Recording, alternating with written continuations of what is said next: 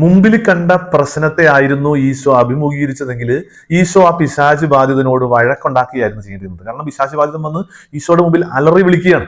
അവൻ ചോദിക്കുന്നത്, നീ എന്തിന് എന്റെ കാര്യത്തിൽ ഇടപെടുന്നു, നീ ആരാണെന്ന് എനിക്ക് അറിയാമെന്നൊക്കെയാണ്. നമ്മളാണെങ്കിൽ അപ്പൊ മറുപടി പറയാൻ പോകുന്നത്, ഞാൻ ഇടപെടുന്നതാണ് ഇപ്പൊ കുഴപ്പമുള്ള കാര്യം, നിന്റെ കാര്യത്തിൽ ഞാൻ ഇടപെടുന്നതാണ് കുഴപ്പമുള്ള കാര്യം, നീ എന്തിനാണ് ഇങ്ങനെ ദേഷ്യപ്പെടുന്നത്, നീ ആരാണെന്ന് അറിയാം, ഞാൻ ആരാണെന്ന് അറിയാം, നീ ആരാണെന്ന് എനിക്കും അറിയാടാ എന്നൊക്കെ പറഞ്ഞുകൊണ്ട് നമ്മൾ കിടന്ന് ബഹളം ഉണ്ടാക്കും. പക്ഷെ ഈശോ ചെയ്തത് അതല്ല. അവനോട് പറഞ്ഞു, അവനോടല്ല പറഞ്ഞത്, അവന്റെ പിറകിലുള്ള അശുദ്ധാത്മാവിനോട് പറഞ്ഞു, നിശബ്ദനായിരിക്കുക, അവനെ വിട്ട് പുറത്തേക്ക് പോവുക. പ്രശ്നം അവിടെ പരിഹരിച്ചു. ഈ പല പ്രശ്നങ്ങളുടെയും മുമ്പിലുള്ള കാരണത്തെ നമ്മൾ കാണുകയുള്ളൂ, എന്നിട്ട് അതിനോടാണ് ഇങ്ങനെ കിടന്ന് കലഹിക്കണം, ഇങ്ങനെ കിടന്ന് ബഹളം ഉണ്ടാക്കണം. അപ്പൊ പ്രശ്നങ്ങൾ വീണ്ടും രൂക്ഷമാവുകയുള്ളൂ. എല്ലാ പ്രശ്നങ്ങളുടെയും പിറകിൽ ഒരു കാരണമുണ്ട്.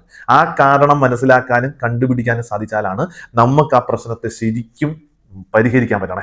അത് പ്രശ്നത്തെ വിശുദ്ധീകരിക്കുക എന്ന് പറയണം. പ്രശ്നത്തെ പരിഹരിക്കുകയല്ല, പ്രശ്നത്തെ വിശുദ്ധീകരിക്കുന്ന ഒരു പ്രക്രിയയാണ് നമ്മുടെയൊക്കെ ലൈഫിൽ ഉണ്ടാവേണ്ടത്. നമുക്ക് പ്രശ്നങ്ങളുടെ, നമ്മളിപ്പോൾ കാണുന്ന പ്രശ്നങ്ങളുടെ പിറകിലുള്ള കാരണങ്ങളെ മനസ്സിലാക്കാൻ നമ്മളെ കൊണ്ട് സാധിക്കണം. ഈശോയ്ക്ക് അത് മനസ്സിലായി എന്നുള്ളതാണ് ഇന്നത്തെ വചനത്തിന്റെ ഏറ്റവും മനോഹരമായ സന്ദേശം എന്ന് പറയുന്നത്. അത് മനസ്സിലാക്കാൻ നമ്മളെ കൊണ്ട് സാധിക്കണം, അത് പരിഹരിക്കാൻ സാധിക്കണം. വീട്ടിലുണ്ടാവുന്ന പ്രശ്നങ്ങൾ, ഇടവകയിലുണ്ടാവുന്ന പ്രശ്നങ്ങൾ, എല്ലാത്തിൻ്റെയും പിറകിലൊരു കാരണമുണ്ട്. അത് മനസ്സിലാക്കാൻ ഈശോ നമ്മളെ സമൃദ്ധമായിട്ട് അനുഗ്രഹിക്കട്ടെ.